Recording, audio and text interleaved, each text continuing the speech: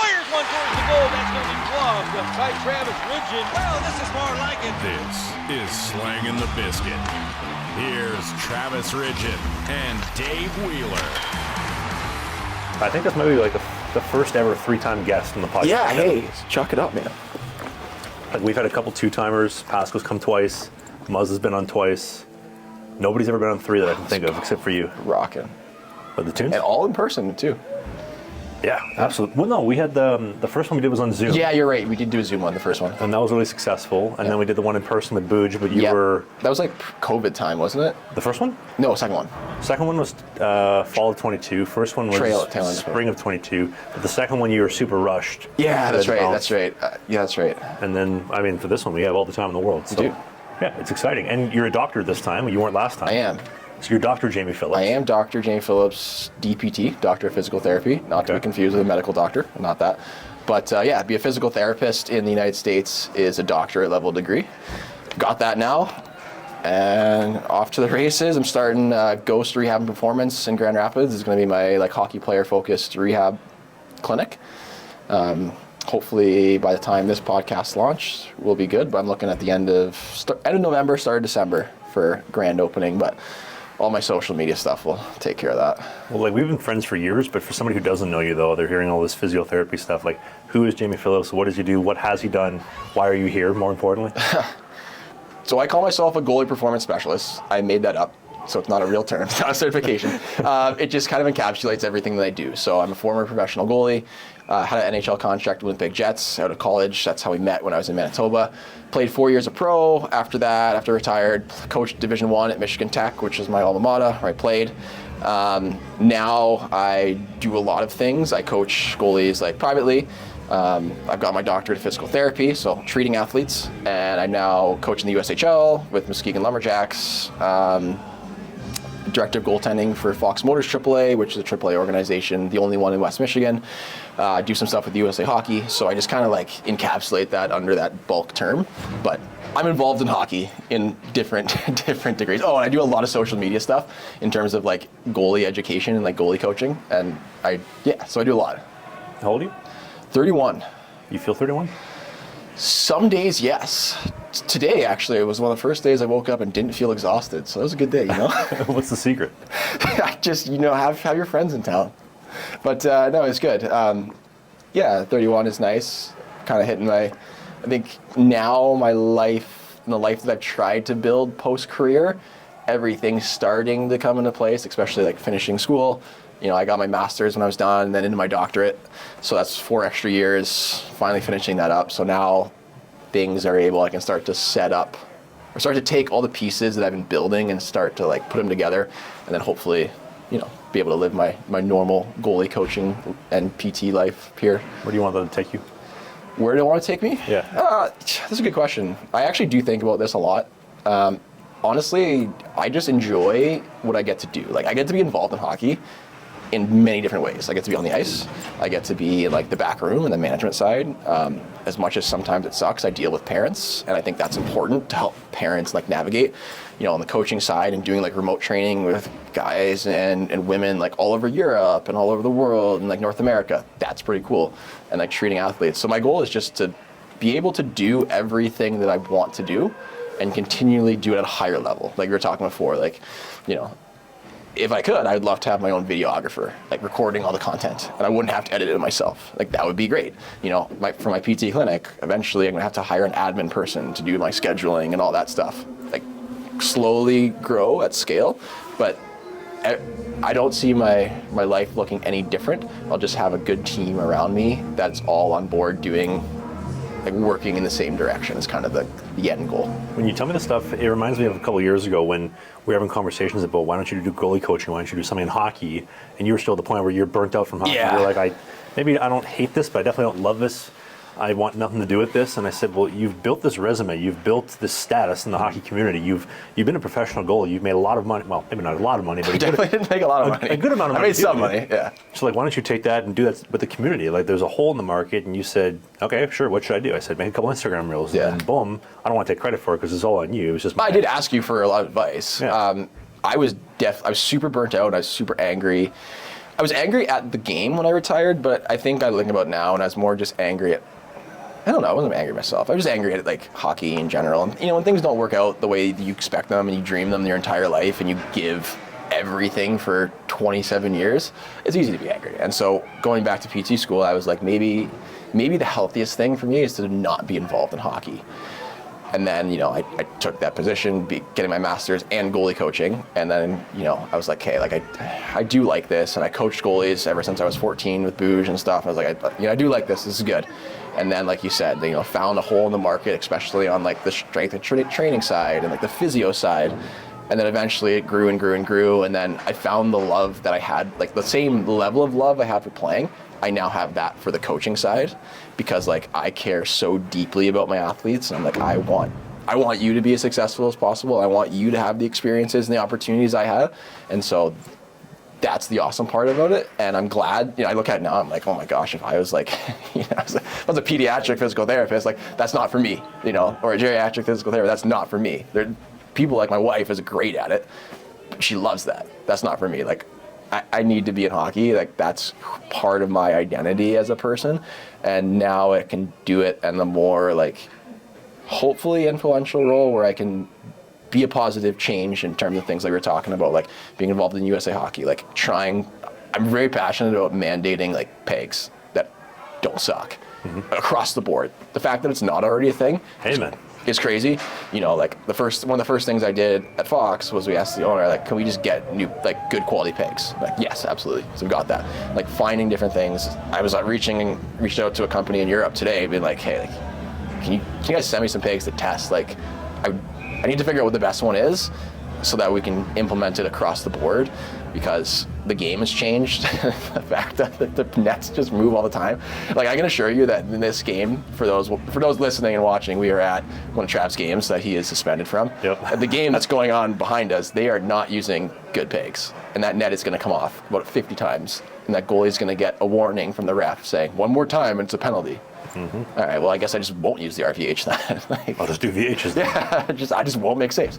But that's part of it. And so, on my long story, I want to be like a positive change. You know, when we talk about the goaltending side, like, I'm very sciencey based, because like a lot of people just make stuff up. You know, try to reinvent the wheel, which I'm okay trying to reinvent the wheel, but you have to, like, show the receipts too. You can't just make things up for the point of making it up. Well, there's reinventing the wheel. There's a guy that made the Titanic sub who's like, I'm going to use an Xbox controller and I'm not going to test anything. Yeah, don't do that. Like, make sure that you know why you're doing things. And like the big one is like the depth argument, where like I'm a big believer in that you shouldn't be standing in the white ice almost ever, like, unless it's maybe coming in for a breakaway, but even then you don't have to be. And people like lose their mind because they're like, you know, it's a 5'8" goalie. I can tell you that you're wrong. And they're like, well, no, you're entitled to your wrong opinion, of course, but here's the math. And I had a legitimate engineer crunch the numbers for me and show you why this works. And so the thing is the people that want to listen are the ones that do, and they're like, hey, I tried it and changed my game. And like, that's why I made this stuff. Because you, who I will never coach in person, changed their game because I made an Instagram video. That's pretty cool. So that's why, you know, I get to love what I do. Do you remember why you started becoming a goaltender, or what made you want to be a goalie? There's no like one thing. My older brother played hockey, like not at a high level. So like I was always put into goalie, but I just like always loved being a goalie. Like I liked stopping pucks. It wasn't like the gear. I do think the gear was sick, probably played a role, but I think in general, I just kind of like, What age? you know, sometimes you know. What age were you? I started when I was 12, like officially. I was a forward, and I was actually, for my small local town, shout out Caledonia, Ontario, I was pretty good. But like my dad was a crazy hockey dad, and so he burnt me out of that. And so I gave him an ultimatum, like, hey, either I become a goalie or I quit. And then he realized, he's like, okay, like I did too much. He's like, if you're going to do this, this is your own thing. We're going to get you all the coaches and stuff you need, and I'm not going to say a single word. And he kept true to that promise. And one time when I was 15, he did say something, and I said, Dad, don't you ever say that again or I'm quitting. And he's like, absolutely. So one time in my career, he never said anything. And so... Was that to a coach or? No, just to me. Like, I think this was when I was starting to like get pretty good and like play AAA. I think I was like probably dogging off in practice, and he was sitting with the other parents, and he yelled at something at me, and I skated to the glass and I said that in the middle of practice. because like for me, like being a goalie was like, it's like, you know, I mean, you probably felt it, like, you know, like sometimes you just don't know why you do things. You're just like, this is right. Yep. This is right. And that's what it was for me. Like it was the first thing outside of like my parents and my family that I knew like this is what love feels like. Like this is what love is. Like if you can like put this in a bottle, it's the feeling every time I step on the ice in my gear. And so that's why it was just, everything made sense. And that's why I was willing to do whatever it took. Like I talked like Derek and I and Boosh, well, Derek, whatever you want to call him, whatever your listeners refer him to us. Yeah, we'll talk about him later. But, you know, he uses me an example of like hard work and stuff. And I usually tell him like, I worked too hard. Like I look at it now, and especially as like I train athletes and like athlete management, you probably shouldn't work out 4 times a day. Like it's not good. You need to recover. But 17-year-old Jamie didn't know that. And so he worked out 4 times a day because he just like, I thought the more I put in, the more I'll get out, which is true to a degree, but sometimes, you know, in terms of performance, you do need to recover. But when you just love something so deeply, you'll do whatever it takes. Well, what's the old saying? You don't know what you don't know, and you want to be good. Yeah. And it just, well, if I do more, I get more. That makes sense. Yeah. But that's where good role models and good mentorship comes in. Yeah, you do need that. I did have some, but even still, like the goalie training world is still, well, that point was, I don't say novel, but still very like archaic in a sense. Mm-hmm. It's getting better because there are some good people out there, but it was like really archaic and like the type of training and like you needed to like grind. But you know, we learn and sports progresses, and the things that other people made mistakes from, I learned from, and the things that I made mistakes from, kids are going to learn from, and the cycle is going to continue forever, really. Did you have a guy growing up, like a hero? Like a one goalie where you're like, that's my guy? I loved Cristobal Huet. Montreal? Montreal? Yeah. Oh, yeah. The sickest set of Reebok Premier ones. So sick. The red base? Oh, yeah. There's also a goalie. So I went to the Memorial Cup. Well, the 2 Memorial Cups. The one when Quebec Remparts won it. The goalie's name was Cedric Desjardins. He played a couple of games for Tampa, but he was like a career minor league guy. But I remember watching him play, and he was so sick. And like, I was like, this guy's awesome. I skated with him once. There was like a Hamilton Bulldog skate with a pro day on ice, and I won that and skated with him, and like, so he was like, I thought that was the coolest thing. Like this guy's grinding it out. But in terms of the NHL, Huet, Price. Like, anyone at our age that doesn't say Carey Price is a crazy person. Like everyone loves Carey Price. But I would assume it was Huet, and then Price came in, and see you later. It's like Toy Story. They threw out Woody, and in oh yeah, Buzz. Oh yeah. You're like, this guy is so cool. But actually, Carey Price, I remember. So when the year they won the World Juniors, he was wearing those sick all black Vons, and like won the shootout against the Americans and stuff, and then won against the Russians. He went to Tri-City and then signed, and then when he was 18, he went and won the Calder Cup with Hamilton. And I remember going to watch him play in the first or second round of playoffs with Boosh. It was so weird. Like, you watched him play, and you're like, this guy is special. And I don't know why he was special, but there was something different. He was so good at 18. And obviously, doesn't win a Stanley Cup, but one of the best goalies probably of all time. But I remember seeing that, and you're like, this guy's awesome. And then there's like posters to Carey Price through my wall after that. Do you think he's probably the greatest goalie to ever play that never won a mug? That's a good question. That's a complicated one. That's a very complicated question. I would say he's up in the top 5 for sure. I can't give you my 5, but he did, like, think about his last year when they were in the bubble and they lost.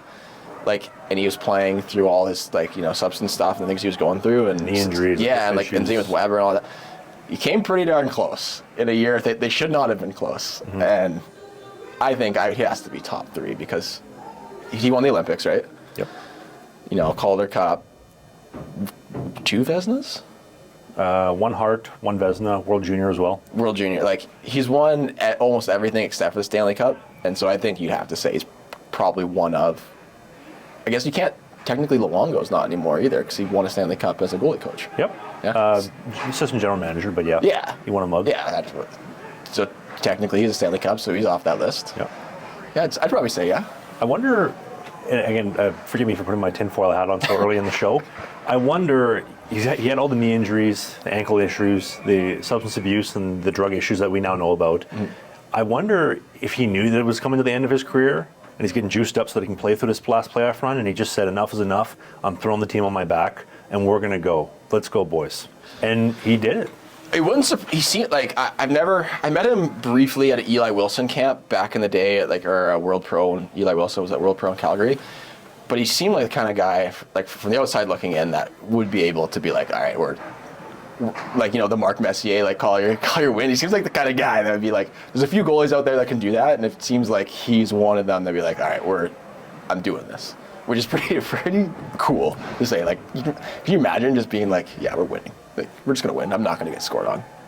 Like, everyone comes out with that confidence, but to like truly believe it and do that, that's pretty.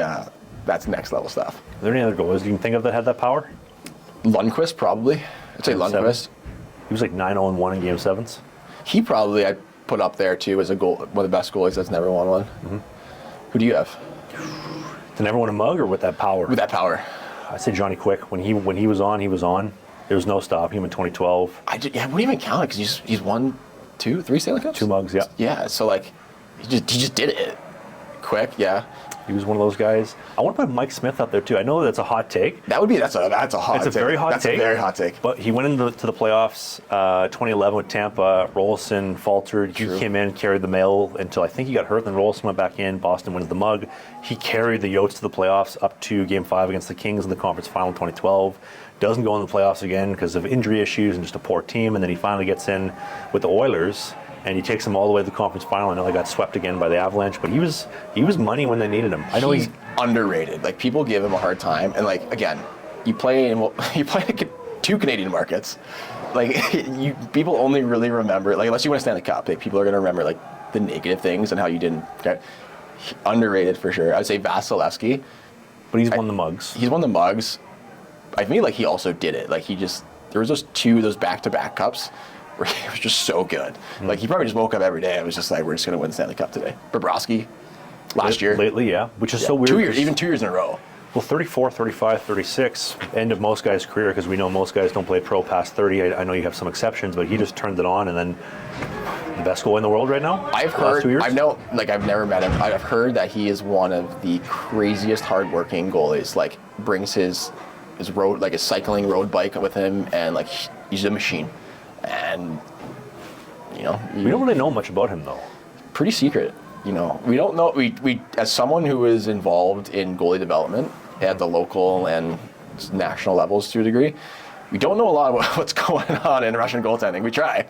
It's actually, I interviewed a guy in my podcast who's from Russia. He coaches at Aquinas, and the main thing, I was like, so what's the difference? He's like, well, he said the difference is you either play well or you don't eat.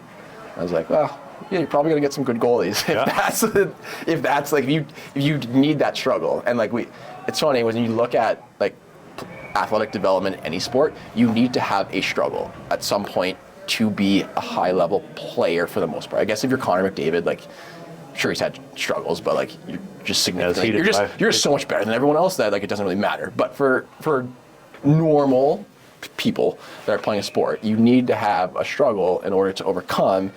Just like you break down your muscle to grow it, you need to have something to overcome, and you need that struggle to succeed. And you weed out people that can't handle that struggle, like everything in sports and in life. Survival of the fittest, so to say. But I'm sure there's a lot less high maintenance athletes in Russia than there are in North America. Yep. But again, it also comes in waves, because there was French goalies, there was Finnish goalies, Western Canada goalies, Swedish goalies, Russian goalies. I'm sure something else is going to come in. Feels like we're in the midst of a U.S. development right now with goalie-wise. So I guess I say we because I do work with USA Hockey, which is weird because I'm not, I guess I'm sort of American, not an American citizen, but I meant we as in like us as like we consume goaltending. We are in the middle of a American we are. version. I think yes. It's weird how to define it. Like my buddy Ben, who's like a statistician, is really good at like this stuff. We often think of like the goalie like powers if there is like one or two very dominant goalies. Like right now, there still are the majority starters are Canadian, I believe. Canadian American overall. Yep. But we don't have the Carey Price, the stud. Like that's why that's why when you watch TSN, like everyone's like, Hockey Canada is going like crazy. Who are they going to have for the the Four Nations? Skinner, Montembeault, Binnington. Like those are all NHL starting goalies. Like those are all good goalies. And champions. Like one Stanley Cup, one just lost the Stanley Cup. Montembeault right now, as of now, is playing pretty solid. Aiden Hill as well. Aiden Hill, Yep. Stanley Cup champion, playing really like good hockey starters. But they just don't have that like that necessary like it factor that like that Brodeur had, that Waugh had, that Price had. And so that's why everyone's like, Canada goaltending's broken. Or it's kind of not. I mean, it's broken in sense in terms of like registrations are down across the board in North America. Goalie registrations down. Like I'd say that's going to be an issue long term. Like in 20 years, that's going to be a problem. But you got Hellebuyck, so good. Ottinger, pretty good. You got Swayman, also pretty good. Imagine telling one of those, well, two of those three, you're scratched for game one of the Crazy. Four Nations face-offs. Yeah, and so like USA is doing things well, and I think a lot of it too, it's a numbers game too. Like America has a lot of people, and hockey is growing. So more people are going to play, you're going to have a better percentage of athletes, and the more money that's put into the sport, the better it develops, and it comes in circle. Where Canada, like obviously we bleed hockey. We only have, 30, it's like almost 40 million people now? We're over 40 million. Yeah, 40 million people compared to almost 400 million in the United States, or 350 million. It's a huge difference. You're going to have, that's why like America in terms of overall talent will probably outpace the United States, Canada in hockey because of just numbers. Canada will always have top talent. America will probably just have more talent. But then you look at like Finland and Sweden that have not very many people and have a lot of talent. So it's like, what are they doing different? And then, to the credit of like a lot of people in USA Hockey and Hockey Canada, it's like there's a lot of research that goes on. They try to collaborate and they try to figure out what works. And a lot of things that they do in Europe would never work here because different systems. But we can at least try or at least learn from them ideally. I mean, objectively, just from my own observations, I have to wonder when I see a guy like Vasilevsky. I mean, you can put Bob in there too, only being 6'2", but all these Russians that are coming in at 6'4", 6'5", Vasilevsky being the first that comes to mind. He's faster than everybody else. He's more flexible than everybody else. He has more end-of-range motion than everybody else. He's quicker than everybody else. Everything he does is better than everybody else in that 6'5", 6. Well, I think he started in, they were calling him like 6'6". Now they have him down to like 6'4", but I usually call him 6'6". But what is going on where he's that dominant in every aspect? Yeah, it's like basketball. I mean, like look at NBA players. They are 6'9" and incredible athletes. So your hockey and the way the goaltending is going, and the future of goaltending, the way I see it, is that we are just going to push more tall kids to be goalies because we know that taller goalies take up more space and all this stuff. There's advantages of being tall. Sorry, small goalies. It's the reality. There are advantages of being tall. And then when you get a lot of tall goalies, you're going to get a lot of really good athletes. You're going to have some bad athletes, but you're going to have some bad athletes that are small kids too. But you're going to have a lot of tall goalies. And so like how I see it, but the goaltending as a whole is you're going to have, the average is probably going to get pushed to 6'4", 6'5", but everyone is going to be able to move like a Vasilevsky or like a UC Saros or have this crazy skating ability because you're just getting the best athletes. There's 32 NHL teams? Yep. 32? 32 or 33? 32. So you're going to get the best 64 athletic freaks in the world that are also super tall that are playing goalies. Like, the days of the short kid, the chubby kid with asthma getting pushed in the net because there's nowhere else for them to be, that's not going to happen. We're just going to, even I do it too. Like I just see, learn the let's play hockey thing. If there's a tall kid on there, I'm like, hey, you should be a goalie.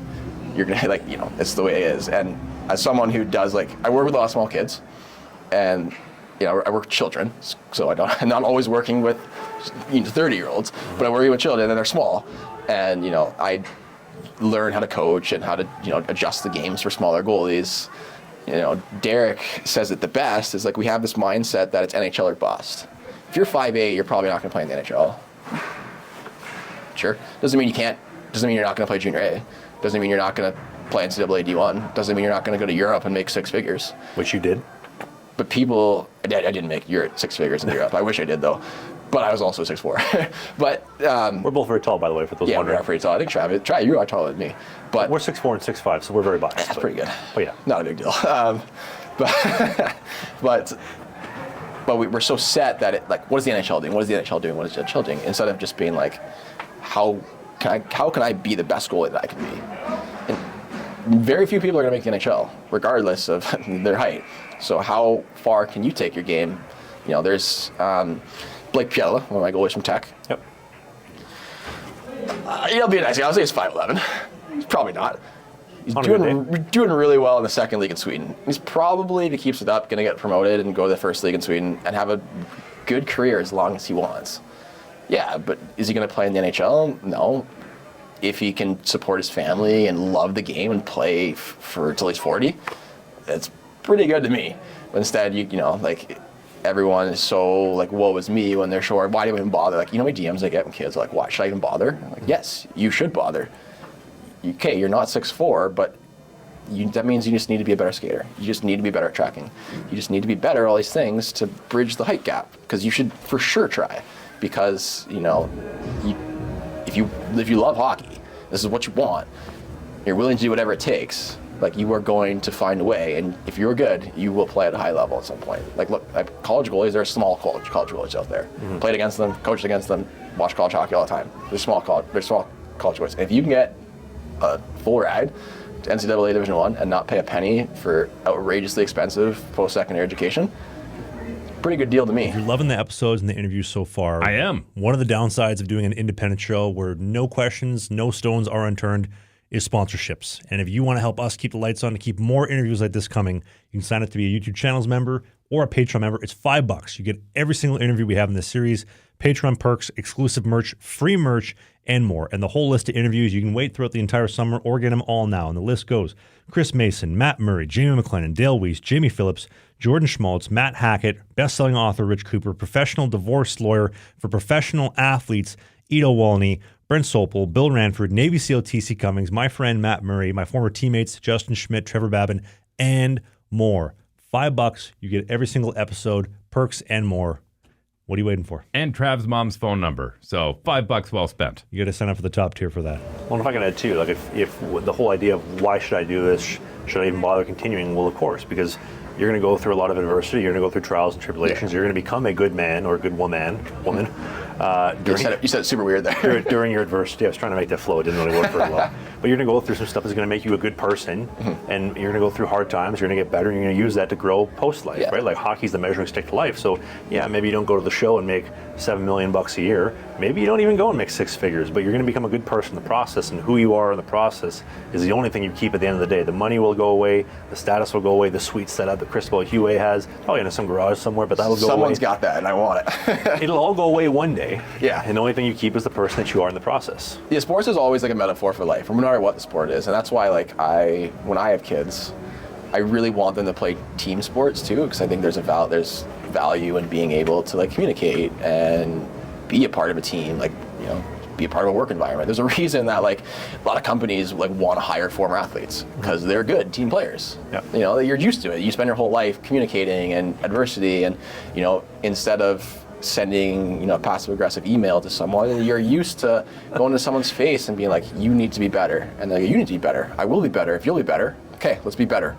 You know, that experience is important and translates to real life. And that, I think that gets lost because we professionalize kids too early, mm-hmm. like, big time. And it's getting worse and worse and worse with some of the changes that we're seeing in hockey, especially Hockey Canada. Like a lot of these outlaw leagues and all these things, like, obviously there's going to come with some bias in that for myself, but when we professionalize the children and we're trying to make them these little NHL players, we don't see the forest from the trees. And you don't understand, like, no matter how hard our parents or ourselves as coaches push kids, like, the ones that go on are going to go on because they're good and they're going to do all the right things and they're going to listen, but we can try to grind someone to the bone, and we're not going to turn them into a sweet hockey player. Like, some kids are naturally good hockey players, and then some are going to be average, and, you know, if we can take those average players and make them pretty good, then that's like the pinnacle of coaching, really. Why don't we talk about your experience, though? Like, we're talking about all this stuff. Might as well start at the beginning for you. Yeah. I want to start with the OJHL. Like, you're going to go to junior. You're playing AAA hockey. You were drafted in the OHL, right, Sarnia? So I was drafted Sarnia, 4th round. I wanted to play in the O. I thought I was ready. Probably wasn't. But I said if I didn't sign as a 16-year-old and get my 5 years of education, then I wasn't going to do it. So what does that mean for those that don't know? So when you play in the OHL, there's different contracts, and you get, at the time it was for every year you played, you got like one basically full ride to Canadian university. It's a little different now. Sometimes you can just sign and they get all 4 years. It depends on your contract, but essentially, like, I wanted to have 5 years of junior A eligibility and be able to play in Sarnia for 5 years. I didn't make it at main camp, so I went back to, I signed with the junior B team, Welland Junior Canadians. They just signed a third goalie. I ended up playing like two games, maybe 2 or 3 games. I got pulled my first ever junior start, by the way, in a 3-3 tie. So sweet. That felt good. Yeah, that felt great. Then I was traded to Brantford, who was a dominant team, basically to be a backup. I think I got like 2 more starts there, but it was a pretty good thing because, like, really old team. Daryl Borden was the goalie there, former NHL guy playing junior B, former OHL goalie there, and just being around and like learning was important. And I also learned like what not to do. Like, I learned like every kid, like, you want to be a junior hockey beauty. Like, you want to be, at that point, there wasn't Zins around then, but you wanted to be packing a dip and spitting in a cup and being sick and talking like a hockey player beauty. But I learned that, okay, that's not what I want. And, like, a lot of these guys are aged out of the O, and this is it for their hockey, and maybe they're going to go to U Sports or whatever. That's not what I want. And so I I got to take things a little bit more seriously. I got to dial it in. So I was fortunate enough, I got an opportunity through my advisor agent at the time was Kyle Dubas. Dubas Keefe connection. Not bad. Said, Dubas, like, look, go watch this kid. Keefe drove from Ottawa to Montreal to watch me at a goalie camp. Sheldon Keefe did? Yes. Okay. And it was like, sure, we'll sign him as a backup. And I said, we can't promise him. He said, I had offered a team from Canada in the same league for 15 games, and then I had an offer from Keefe that said, I can't promise you anything. And I said, you know what, I'm going to take the I can't promise you anything. One, I have a feeling about this. I have a feeling, and he said, if you play well, we'll play you. What team was that? Pembroke Lumber Kings. And this is because of Dubas' recommendation? Yeah, Dubas said, look, just go watch him. If you don't like him, don't sign him, but just go watch him. And I played well. And again, we talked about, like, always, like, you never know who's watching. I got signed to Junior A and won a national championship from Francois Allaire goalie school. Like you never know. And so played. Keefe brought in, I think, 6 different goalies throughout the year to try to beat me out. I took their spot, or kept my spot, played a lot of games. They ended up getting a 20 bomb, and he played really well in playoffs. So he won a national championship. Was traded to the BCHL after that as a request because Keefe gave me the option. He's like, hey, we're bringing back the 20. He's coming back for his overage year. You can stay and be a backup, but I can't promise you games, or I can trade you. And I was like, yes, I'll ask for a trade. Can I go to the BCHL, the best league in Canada? That's where I want to go. And so he was able to set that up. It was great. Went out there, played really well. Was 2 shutouts away from breaking the league record by Christmas as a backup, which is pretty sweet.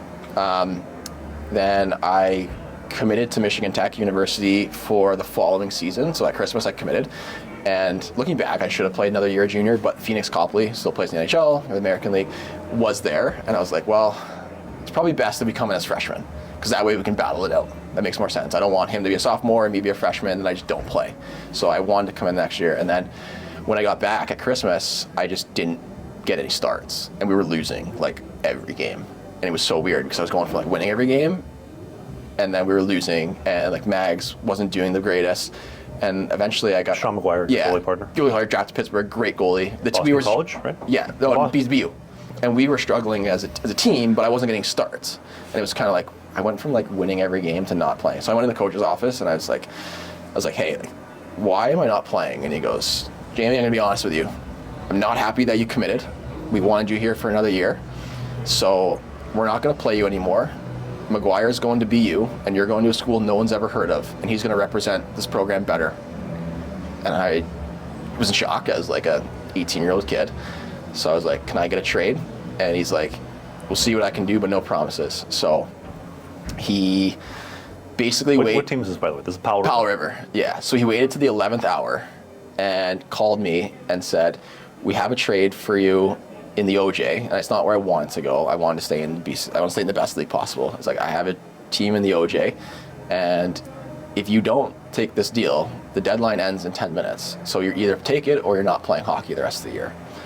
So I took it. I didn't have much choice. I definitely remember crying at my billets because I was like, this is unfair. This is stupid. This doesn't make any sense. I was loving it. My billets were great. Everything was awesome. I was playing sick, scholarship. Everything was going up, and then that happened. So I ended up going to the OJ. What team? Junior Canadians. They picked me up to make a playoff push. I think we needed like 11 out of the next 13 or 14 possible points. And they're like, look, you're coming in with junior, like, you won national championship, you're going to be a leader, we're going to make you a captain. Like, we need 11 points. You got 11 points. How did you get there, by the way? Because you're based on Vancouver Island. So Powell River. The owner of our team was very wealthy and a great guy, and his son was on the team and just good friends to this day. And so I hopped on a plane and flew. What did you fly?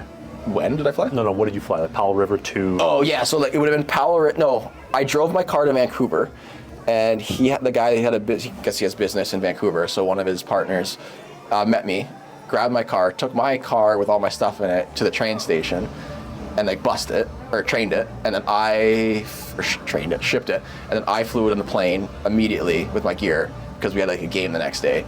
And so we ended up getting those 11 points, going and making playoffs. I think in playoffs, my playoff stats were outrageous. Like, I think I had like 3 goals against, but my save percentage was like .950. It was just like getting shellacked for shots, and we upset the first round and lost in the second round. But when I was getting like 60, 70 shots a night, and there just happened to be a scout from the Winnipeg Jets there, and I was like, this guy's pretty good. The Heisinger? No, Zinger didn't really. He does the assistant GM. I can't remember who it was at the time, but they added me to the draft list, and that's how I was drafted as a kind of throwaway pick at the end of the last round, because Weren't you drafted fourth round? 7th round, last round. So Hellebuyck was 4th round. Okay. Yeah, so definitely not Hellebuyck. So I was kind of a throwaway pick, but still drafted, and out of a league that isn't necessarily super strong, just because some guy just happened to be there on a night I was playing really well. So for all those kids that complain and don't take every game as serious, every practice as serious, like, you never know who's watching. And it just happened. Yeah, drafted, went to college, did the thing, played college hockey, did really well in college hockey. I think I talked about how the Jets didn't want to sign me, and then eventually signed me. We've talked about that before, and then... We'll get to that again in a second. Okay. But so, you're drafted before you even shown up to Michigan Tech, officially, Yeah. Right? Yep. Okay. So then you go to Michigan Tech, you're behind Copley for 2 years, and then the last 2 years, the stats were like, your last 75 games, So you put up like a 928. Yeah. Like, that's NHL. That's literally almost every game, Kiprusoff style, playing 75 to 80 games, and you put up a 928. That's incredible. We were a good team, give them credit. College hockey is very defensive structured, but I was also a very good college goalie. Like, I can say that now, like, it sounds cocky. I can say that now because it's been like 9 years since I played college hockey. I was a good college hockey goalie. If I wasn't drafted, I probably would have signed after my junior year to a team that wanted me, and the story might have been a little bit different. Might not be here. Might not be here. Unfortunately, that is the part of being drafted, is they own your rights your whole time, and if they don't need you, they don't need you.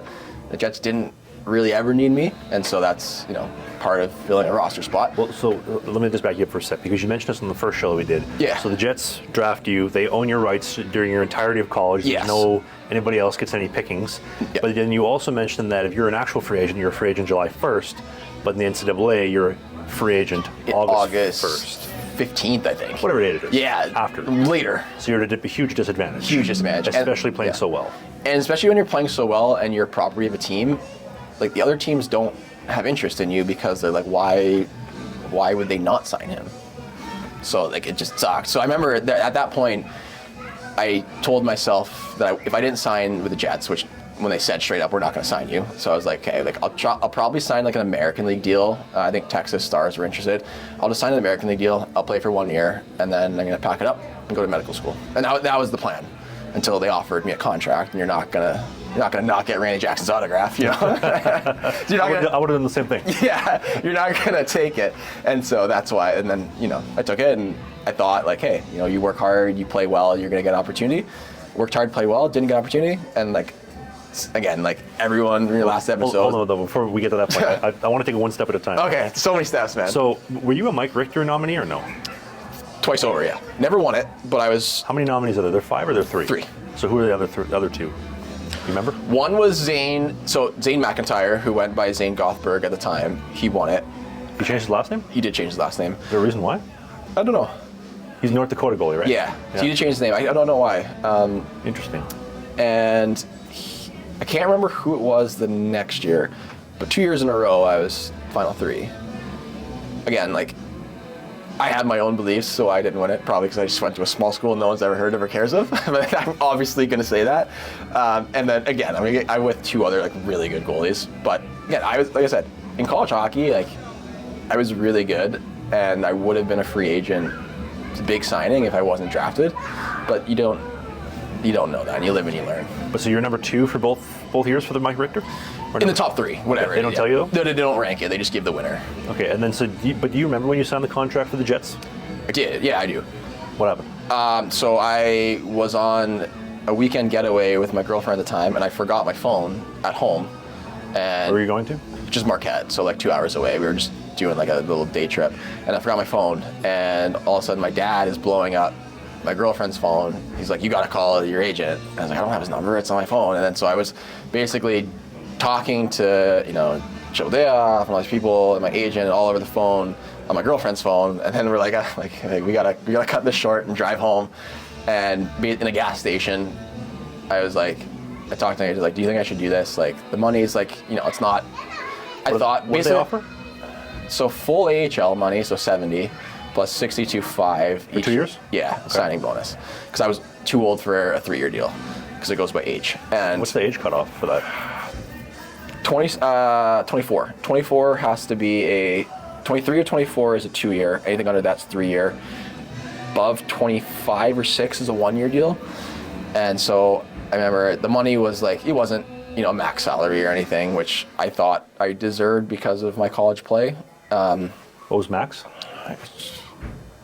90,000 signing bonus at the time, I think. 90. Here you go. Here's 90 G's. Yeah, like your pre-tax 90 G's, and then. But I got max AHL money, which is 70,000, which is pretty good. And I remember, and my agent Todd was like, "Yeah, just sign it." And so I signed it at the holiday gas station in the UP, man. And I was like, "Yeah," I just went home, and I was like, "This is crazy." And then I had training camp 2 days later, and not gonna lie, I was not in good shape because I thought I wasn't playing hockey the next year. And they blew up my ankle. I was out for 8 weeks. This is the first season that you played in the American League, though. Yeah, and so actually I blew up my ankle at training camp. I caught an edge in one of the prospect games, or the development camp games, and I remember skating up, and I can't remember who it was on the bench. I don't know if it was Jamie Roy or Mike Keane. I think it was Mike Keane. I was like, "Hey, I think I broke my ankle."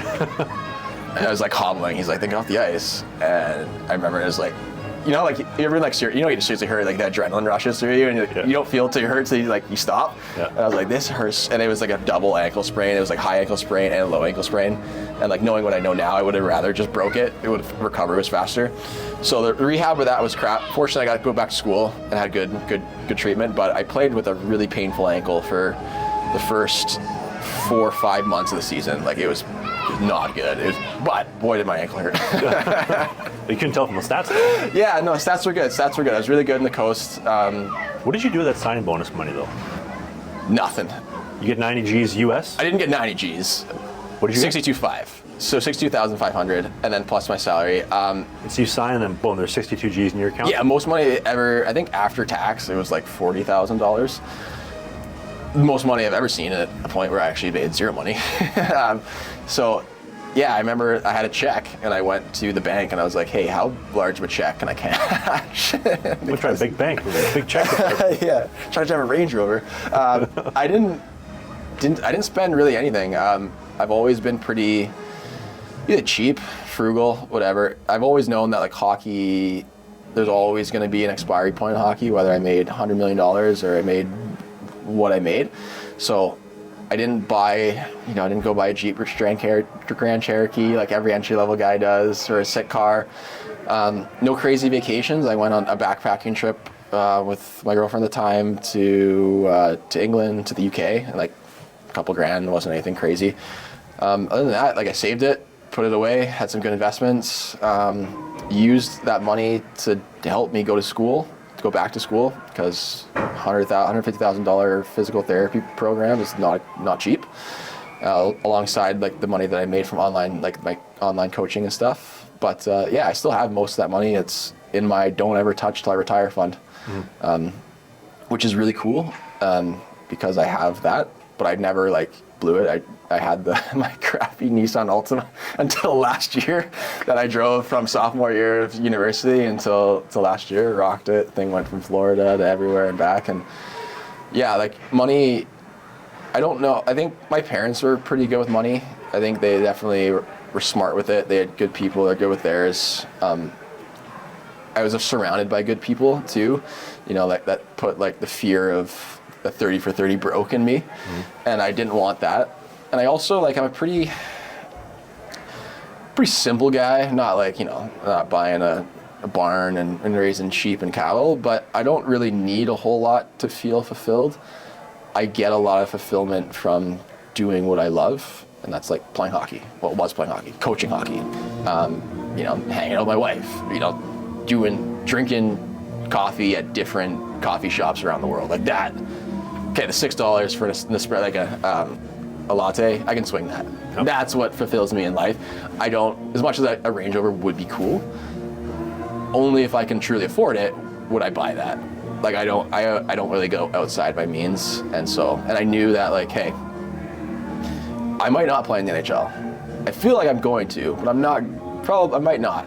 So I'm not going to spend that money until like I have it. And I think that was. I look back now, I'm like, oh my gosh, like thank goodness. Like if I had $0 in my bank account when I retired, like a lot of people do, and that would scare the heck out of me. Because right now I'm like, I'm not rich, but I can pay my rent and eat food, which is pretty cool. Which is most important. Yeah, which is great. And like I said, I was able to go back to school and not have to take out loans. And like to be able, like I had classmates that are probably never going to pay their loans off. Like undergrad, doctorate, $250,000. Maybe if they pay it off when they're 60, 65.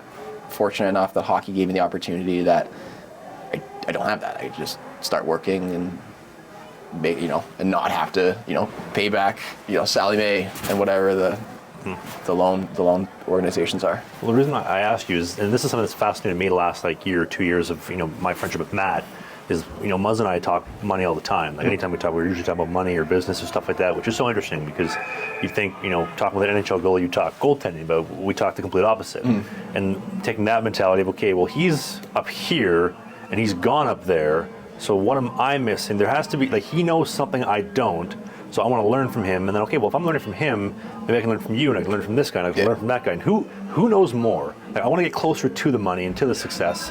So what do you know that I don't know to get me there is the mindset I like. What I know about money is 2 things. Don't buy dumb stuff. 3 things. Don't buy dumb stuff. Don't spend, and I'd classify that as don't spend outside your means. And hire experts that are good at managing money. Like I'm not going to claim that I'm not the one making trades and things like that with my investments. I have an investment person for that because I don't know. Just like you're not going to hire an accountant to coach your goalie. You hire experts. And so like a goalie coach to do your accounting. Yeah, like for me, like I just, I let other people the people I trust, that are people who are good and this is their job, manage my money. And yes, you give a percentage of that. That's part of investing, but just like you have to pay for coaching and do these things, that's part of their job, and that's why they are experts at it. So I say, like, seek expert help, and if you really want to do it yourself, consult with experts too. And that's the thing, that would be the biggest thing. But obviously, Murray and I, different tax brackets, significantly, but But there's a common denominator there. You're both pro goalies, played at the highest level possible.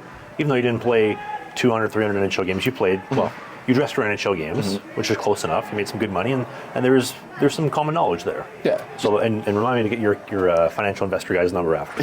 Yeah. I'm curious to learn more. But you almost did play in the NHL. Like, so let's talk about that for a second. So you play 2 years in the American League. You throw up 908, 920 last year, if I'm not mistaken.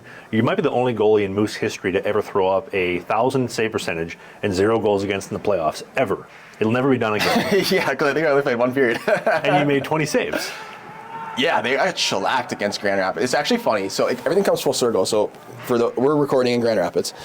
My last In a rental skate studio. In a rental skate studio, which is pretty good. It's pretty good vibes. If you're on the video version, it looks sick. Vibes are good. But my last ever college hockey game was in Grand Rapids at Van Andel Arena. My last ever opponent in the American Hockey League, Grand Rapids Griffins. I now live in Grand Rapids. And we're podcasting Grand Rapids. It's weird, but it's weird, and like, I love it here. Like, this is awesome. This is where I want to stay. Like, this place is great. What were we going to talk about? Sorry, I off track. The NHL call-up. So Oh yeah. Well, there's the playoff performance of you have the best stats that'll ever be done by a Moose goalie. Can't beat that. I mean, unless a miracle happens. Unless someone gets 21 saves in one period. And then never touches the ice again, Yeah. which is historic. But so you get called up to the Jets though for like a couple of days. basically their first ever playoff run post Atlanta. Yeah. 20 as a black ace, I was called up during the year as kind of like a paper transaction first, which is actually, this is a story I've never told. I've never told anyone the story. We were in Laval, and I remember we were at like one of the malls close to the hotel, and Zinger called me and it was like, hey, this is what's gonna happen. We're gonna call you up. You know, it's the All-Star break, so you're gonna get to home, but you're gonna get NHL money and all these things. And I said, do I have to get called up? Which sounds stupid, and I say that now, and the words come out of my mouth. I'm like, that sounds so stupid. But I was this mindset that I was always one good game away from like earning a reputation of being great. And I think that there was a plan for me to start when I was in one of the games in Laval, and I wanted that. So like, I wanted to start that game in Laval and win and do well, and then people being like, okay, yeah, like Jamie can play, he's got it. And I was willing at that point to give up over the course of a couple of days, like 5 figures of money, because I wanted to stay in the American League and play a game and do well and earn that.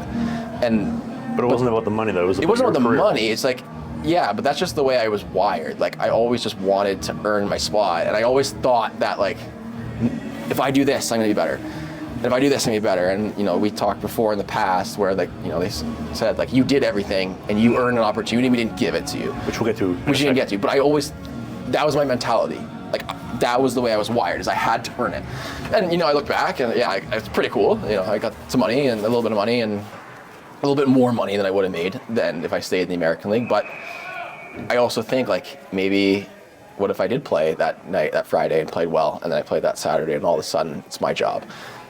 That would never have happened. That you look at how hockey works, and that never would have happened in my situation. But I didn't know that, and I truly believe that I was that one game away. And that's a story I never told anyone before. Well, what do they say? Hindsight is 50-50? Yeah, it's something like that. But considering no, regular hindsight vision 2020. No, that's what I'm saying. Regular vision is 20/20. Hindsight is 50-50. Yeah, not great. But yeah, that was just the way that I was wired. That you get what you put in, and I got what I put in to the point where I got what I put in, and got me to the point where sometimes it doesn't matter what you put in to get the rest, if that makes sense. And that's just life, and with it. And well, your equation was A plus B equals C. You're controlling A, but what is B? Yeah, now you got to add in some brackets and exponents, and now you're talking about bedmas in the equation. There's a lot into it. You only have one number in the equation. Yeah, now you're dealing with letters and stuff. So it's, you know, you're not dealing with numbers but letters, and that's weird. But I think I actually can look in that moment and kind of like, hopefully someone sees this and listens to this and goes like, that's a cool mindset, because hopefully other people are willing to like sacrifice and grind for that opportunity, because that's all I wanted was to earn it. Like, I just want to earn it. Mm-hmm. Just give me a start, let me play. Give me a start, let me play.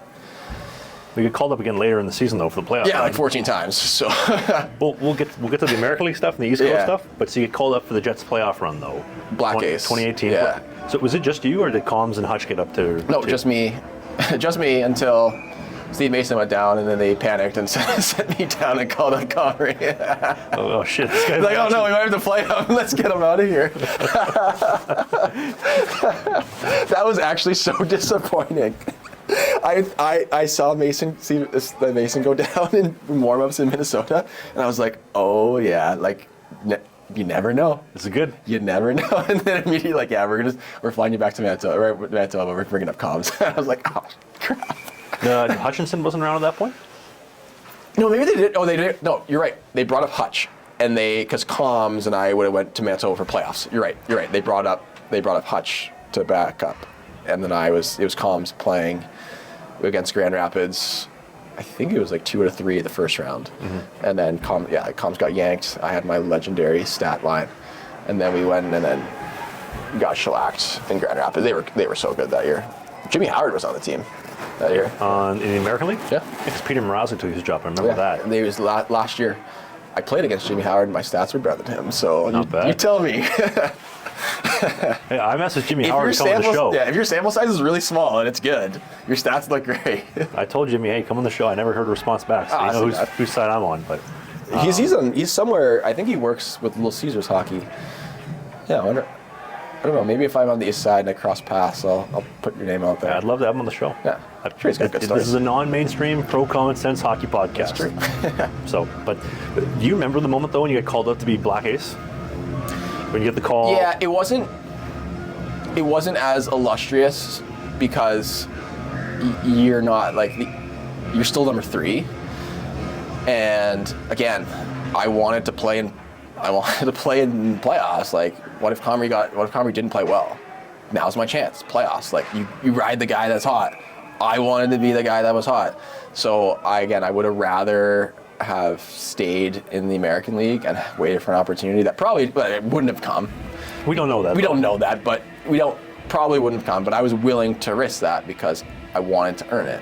I wanted to put up some numbers so that I resign or someone else signs me and I get that NHL opportunity. But that's just the way like I said, that's the way I was wired. Mm-hmm. Do you remember though? So you get called up. You're on the private jet to Minnesota. Oh, the buff story that everyone on the internet. We can redo those ones. I was going to ask, what did you order on the plane for food? But yeah, we can talk about Buff and Patrik Laine too. I definitely ordered lamb because I'm a big lamb guy. And remember the options though? So actually, no. Why don't we do this? Take me from start to finish. So you get called up. You go to the James Richardson International Airport, right? Yeah. I'm assuming. Whatever the private. I think they fly to the same airport. The Winnipeg Airport. Yeah. So you load up. Everything's loaded up. You're sitting on the plane. You decided you had to sit at the back with Big Buff? I didn't decide. I was told because they travel with media people in the playoffs, and so the only seat was Buff's seat beside him, and typically he gets his own, and he was sick. And I just felt like an absolute peasant. And you go listen to that episode. I tell the story. Why don't you retell for anyone that doesn't? No, I know. They're already here. They're already here listening. It's true. So basically he was sick, and he was giving me a hard time, as one should, to a rookie peasant like myself. And the problem was, it was like, well, at least this is like a quick flight. This is like an hour flight. I can be the rookie peasant for an hour. Yeah, when a 1 hour flight turned into a quick 13-hour flight because of the weather, and we circled and stuck in Duluth, and it was pretty brutal. And we actually flew back to Manitoba, and then didn't even leave till the next day. But Buff was like, my phone's dead, I need to use yours. And I didn't have full service. I was still on my parents' plan at the time, and it didn't have unlimited data in Canada, only in the States. So I was like, I can't, I don't have data. And he's like, to be fair. You said it to him. Yeah, to be fair, when I'm sick, I am the most miserable person to be around. So I couldn't imagine him, and then losing his seat, and so and him being he was a big jokester. Even me being around training camp and stuff for a little bit of time, jokester guy, and he's a big person, man, and he's a little intimidating. And so when he's joking but also an intimidating person, and you're me, and naturally I'm not super outgoing or get in your face kind of guy, I was intimidated. And yeah, some Winnipeg Jet fans thought that story is me making fun of Buff, and then that brings it to the Reddit thread that we talked about. There's a whole Winnipeg Jets Reddit about you for that. Yeah, for the show we did, which is sweet, man. It doesn't bother me, but it bothered my wife. So my wife, who we didn't meet when I was playing hockey, so she's not a hockey girl. Didn't live that life. She's not a hockey wife wag on TikTok. which is a whole other thing in itself. Don't get me started. Thank on goodness. the TikTok wives. I'm happy she's not. But we don't, we met in school, and so she doesn't. We don't I don't really talk to her about my hockey career unless it was like different things or we're around hockey people and the stories are flowing. I'll throw it out. And, I don't want to talk to her and be like, hey, babe. So there's this one time where I was in a hotel room in Nova Scotia, in Newfoundland, and I was debating between either playing or throwing myself out the window because I was so depressed. Like, that's a weird thing. It's good to communicate with your wife, but also like, that's not coming up at the dinner table, and so it's funny because she came up to me and she's like, people at work were asking, like, because I told them that I used to play hockey, and she's like, I didn't really know much, and so I Googled you, and she's like, did you know there's this Reddit thing, and people are being like really mean to you, and I was like, yeah, like people say a lot of mean things because, for whatever reason, but that's just the way it goes, and it doesn't like hurt me. Like I woken up and had thousands of tweets from people telling you how much you suck before you play a game. Like you get used to that. So it doesn't feel good, but you get used to it. I just felt bad for my wife because like if I went on the internet and people were just ripping her apart, I would feel terrible. And so it kind of sucks. So I had to explain to her like how a lot of things work, and like I had to tell her a little bit more about like different things and those experience. But yeah, for some reason, that story just did not resonate with people. You could say one thing to Jets fans that saw that, they got upset, or they got upset about the Laine story, where, again, like, this is a funny story. It's a funny story, and it's pigeon tossing myself, never them, because I was an absolute peasant, I get it. But it's just, those are the stories, and those are what they are. Well, I mean, Buff just wanted to use your data to watch fishing. Yeah, and I just didn't want to pay $80, as someone who, self-admittedly is cheap, I didn't want to spend $80 on that. Actually, technically my dad would have, but my dad would have sent me like an e-transfer request for it, so. Give Mr. Bufflin the data. Yeah, with hindsight, probably should have given Bufflin the data. Maybe he would have vouched for me to get a couple of games, but Phillips kid is great. We should call him up again. Great. Call him again. Yeah, but you live and learn. I mean, you got a raise of a couple $1,000 for going over on the call up, and he wanted $80 of data. I guess now that we break it down. Idiot, But hindsight's 50-50. Hindsight is 50-50, as they say. Or on the same trip, do you want to tell the Laine story as well with the Louis Vuitton? It was on a different trip, but yeah, like he put the bag. Patrik Laine did. Patrik Laine put his bag like by me, and it was like all black. Pretty sick, all black. I told you I bought the knockoff version. We'll get there in a second. I was like, yeah. And he put it beside me and he goes, 10K, don't touch, and sat down and started playing Fortnite. And I was like, come on, man. Like, what am I going to do? Take it? Like, we're on the same bus. At the back of the bus with Buff? Yeah, like, no, I'm at the front of the bus, that's for sure. And then I bought that knockoff version and I kept it in my room as like a motivator later. Like, whenever I'd wake up and be like, you're not being a peasant today. You're not going to get pigeon tossed like that again. What, to be fair, like, he got a hard time in Winnipeg. He wasn't a bad guy. And, like, it's crazy. And the thing is, too, is, like, everyone that was really hard on him now is like, oh, we weren't so hard on him and stuff because we found out, like, he was going through a lot of things and went to the program and substance abuse or whatever and mental health things. And now everyone's like, oh. But before they knew that, boy, did they rip into him. Well, the people that said that too, I don't think they'd say it to his face. Yeah, but he wasn't a bad guy at all. And like I thought, like he was quiet, did his thing, kept to himself. I thought it was pretty good. You were gonna say, do you have anything to say to the Jets fans that are mean to me? No, I don't care. Although the Winnipeg, despite not having the opportunities that I definitely deserved, that is a class act organization, 10 out of 10 organization. Like, it sucks that people like don't want to play there. Like, I get it. It's the weather sucks in the winter. Like, it's not great. But I'm born there. I'll attest to it. Yep, it's cold. Oh my God, they treat you so well. They treat you so well, and everyone in the organization, from the top all the way down to just like, think of the lowest position you could find. Great people, maybe just because they're Canadian Winnipeggers, but the culture is like good. And even in Manitoba, like, you'd think you're getting treated like they would treat you in the NHL. And like, so like, I love that. Like, and yeah, they paid a bunch of money. Would I like to have a little bit different communication between the coaching staff and myself as we played? Yeah, but it was great, and I loved it, and I'm very thankful for that. And so You still make fun of me on the internet. I get it, but just remember that I'm the peasant here, and I'm not making fun of Buff because he beat me up. I never saw anybody talk about this, but you want to go off on the omelet bar? Yeah, so that's like, I use that as a metaphor for describing the different levels. In the East Coast Hockey League, you do not get food. Some teams will give you food. I can tell you that you get treated better in the USHL than you do in the East Coast Hockey League. There's no omelet bars. There's maybe a granola bar if you're lucky, and that was from the visiting team leaving it from the last night's game. Then you get up to the American League, and you have like an omelet chef that comes in, and you get, it's like a hotel one. You get like, This is in MTS Center. Yeah, or Canada Life Center. Yeah, no, it would be that, or it'd be at the Sportsplex practice rink. You get your little bit of ham, a little bit of cheese, green pepper. But hold on, paint me a picture though. So you turn up at 7 a.m., 8 a.m. Something like that. Yeah. So you turn up, you go into the rink, get your stuff on, and then there's the chef? No, you come in to put your gitch on, and there's a chef, and you eat, and you watch your video and stuff, and you shoot the shit and have coffee, and then that's your breakfast, and there's like oatmeal, some cereal, this typical stuff. But difference outside of some teams is like, instead of just oatmeal and cereal, you get like an omelet chef from, I think there was a culinary school that they work in combination with. And yeah, it's just the simple stuff like eggs, cheese, green peppers, some mushrooms. Boom. For me, like, I'm a simple guy, like that's great, give me 2. Give me 14 of these right now. So wait, so you're going from barely a granola bar, you get the ham omelet and whatnot, the mousse, but then what are you getting with the Jets? You're getting like grass-fed beef, bacon, like you go from 4 omelet things to like probably 20. I don't know like the specific things, but it's like literally different types of cheese. You're not just getting shredded cheese. You're getting like your Gouda, your Swiss, and it's like, but again, that's part of being at the next level is you get that stuff. Like in the NFL and Major League Baseball, they get more because they have more money. But like seeing that, you're like, that is the next step.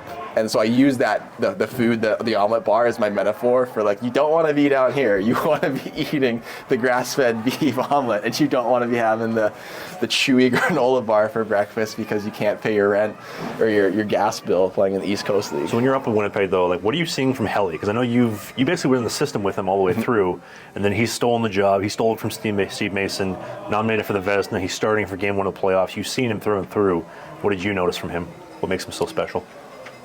It's hard. He doesn't get any like FaceTime or publicity. I even asked him to come on my pod, and he doesn't. You had him on your pod. You talked about fishing though. Very briefly, but he didn't want to talk about hockey, which put it to his credit. He obviously understates. He's a very good goalie, Vezina winner. Twice. He has that same, as the kids would say, aura around him about that we talked about earlier, or like the Carey Price, but it's not in this loud confidence. It's in this quiet confidence. Like he keeps to himself. I think he's got a child now. By the time he didn't, and it was just hanging out with his girlfriend or fiance at the time, his dogs, fishing, very simple. But like, you don't get a read on him. You just know like, this guy's good. Funny guy. Really? He's funny. He doesn't seem like he's a funny guy. He's funny. He's a funny guy, and that's the thing. It sucks that you don't get to see that side of him, like how like other NHL players are more out there, because he's a funny guy. Is there anything that comes to mind, like funny wise, like something funny he said or did that stands out in your memory? I don't even know. I just remember when I was Black Ace, and it was just him and I sitting at the breakfast or brunch table or pregame meal table, and I just remember it was just laughing. I don't know what we're talking about, but it was just goalies being goalies and just laughing. And he's just a funny guy. And like, or even like during development camp years, it was myself and Jason Kasdorf and Winnipeg legend, big Winnipeg legend, good guy. Also another good human being. But we were staying at the same hotel, and we'd go to the Sport Check at Polo Park. We would just spend like 3 hours putting on the greens. But this is back before, when we were all in college. We didn't have any money. We didn't have anything to do, and so we just go to the mall and just putt and chirp each other and just be like kids in the mall. But it's too bad. It's too bad Helly. Hopefully when he retires, he gives a little bit more about him, because he's a funny guy, a really funny guy. I'll own it. I've sent a couple messages to different NHL guys, like, hey, like if you want to come to the show, you're more than welcome to. Like, I'm not the CBC or the TSN. I'm not going to bury you for clicks. I just unbiased. Let's have a conversation, see where it goes. I've sent his wife, probably we're talking the double digits of messages on Instagram now, being like, hey, hope you're well. If your husband ever wants to come on, like I would love, and he doesn't even do like any of the stuff for the Jets. I know. So I don't think you're gonna get it. It's tough. I feel bad. You have your reputation, which is too bad because like even like when I put up the story asking for questions, I got a few people angrily messaging me. But they don't know. They don't know. But whenever we have our pod, they're always really good. They're always like, I don't know, I find them kind of deep. We usually get into like deeper things, like the mental health side of things and like the grinding and the adversity, or like, you know, some of the political things of like minor hockey and all this stuff we get into. Whatever. People are going to do what they're going to do. Well, you're one of my closest friends, and I love you with all my heart, and I'm not here to bury you. I want to have a good conversation with you, and I'm honored that you allow me to share the story. I mean, how many times we shared all these stories? Hey, maybe a fourth time. Who knows? But you drove shotgun all the way from Fort Wayne, Indiana, to come down here with Grand Rapids. Yeah, come up here actually. But that's true. That is come up. But anyway, as you're suspended for being an idiot. Well, for scrapping and then flipping the net, Askarov style. But we'll get to that later. I want to continue with your story. It's not about me. That's some weeks. This week's about you. Right. So. Also, what did you order on the private jet? You said that there was a lamb option. What were the other options? I can't remember. Probably fish, lamb, steak. I'm a big lamb guy, so whenever you have the option for lamb, get lamb. Lamb is also very expensive, more expensive than like red meat. So I usually will get it, and it was very well done. Nice little lamb chop. Ooh, nice. And I think there was like a rosemary balsamic kind of glaze on it. The one thing I do remember is there's sushi when you walked on, which is pretty cool. But you got, instead of like water bottles like you have, it was the full 1 liter Fiji waters. And if you think I didn't put 4 of those in my bag,